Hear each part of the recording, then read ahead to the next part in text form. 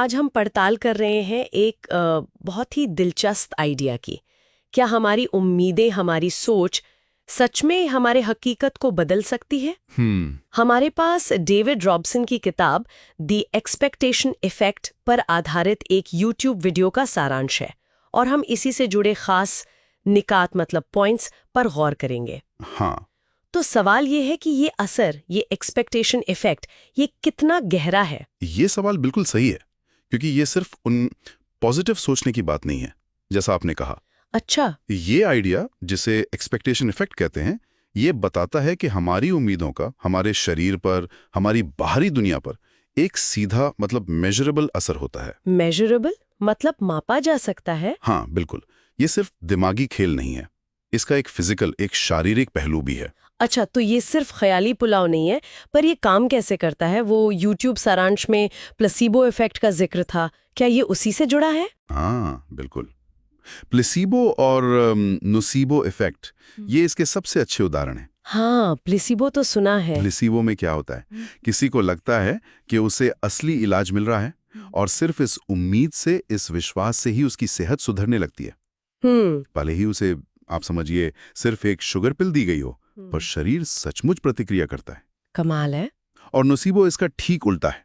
अगर कोई मानता है कि कोई चीज उसे नुकसान पहुंचाएगी, तो वो नेगेटिव उम्मीद के कारण ही वो बुरे शारीरिक लक्षण दिखने लगते हैं। ओह। तो हाँ, हमारी सोच एक शक्तिशाली दवा भी बन सकती है और जहर भी। ये तो वाकई सोचने वाली बात है। मतलब दिमाग शरीर को इस हद तक कंट्रोल कर सकता है। वीडियो सारांश में तनाव और उम्र बढ़ने को लेकर भी हमारी सोच के असर पर बात हुई थी। हाँ हाँ, क्या वहां भी यही प्रिंसिपल लागू होता है? निश्चित रूप से। और ये बहुत महत्वपूर्ण है। उदाहरण के लिए तनाव को लीजिए। स्ट्रेस, अगर हम मानते हैं कि तनाव हमेशा बुरा है, हानिकारक ही है, तो हमारा शरीर उसी हिसाब से रिएक्ट करता है। स्ट्रेस हार्मोन बढ़ते हैं, ब्लड प्रेशर शायद बढ़ जाए। हाँ। लेकिन अगर हम तनाव को एक चैलेंज की तरह देखते हैं, एक बेहतर परफॉर्म करने के मौके की तरह, तो शरीर की प्रतिक्रिया अलग होती है। अच्छा। हाँ, इसे थ्रेट रिस्पॉन्स के बजाय चैलेंज रिस्पॉन्स कहते हैं, और हम शायद बेहतर प्रदर्शन भी कर पाते हैं। तो ये तो पूरा नजरिया बदलने वाली बात हो गई। और उम्र बढ़ने के बारे में, क्या पॉजिटिव सोचने से हम सच में ज्यादा स्वस्थ रह सकते हैं? हाँ, रिसर्च तो यही इशारा करती है। जो लोग उम्र बढ़ने को लेकर सकारात्मक रवैया रखते हैं, मतलब इसे कमजोरी ना मानकर अनुभव बढ़ना माने। बिल्कुल, इसे अनुभव और समझ बढ़ने का समय मानते हैं, न कि सिर्फ कमजोरी आने का। अच्छा। तो वो लोग अक्सर शारीरिक रूप से ज्यादा एक्टिव रहते हैं, बेहतर स्वास्थ्य महसूस करते हैं, और उनकी उम्र भी लंबी हो सकती है। सच में? हाँ। ये कुछ सेल्फ फुलफिलिंग प्रोफेसी जैसा है।